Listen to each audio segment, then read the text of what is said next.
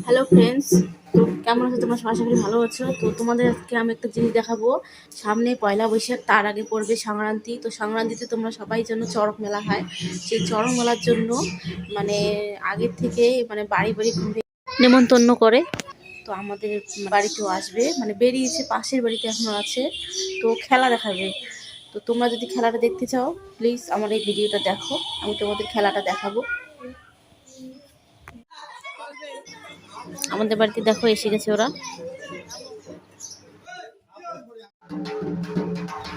এখন আমাদের বাড়িতে এসেছে। এখানে বেশি খেলা দেখাবে না, শুধু একটু ঘোরাঘুরি করবে।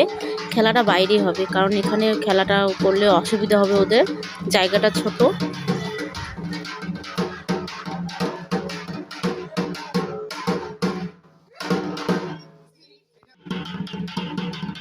তো বন্ধুরা, খেলা শুরু হয়ে গেল। তো চলো দেখা যাক চড়ক পুজোর খেলা।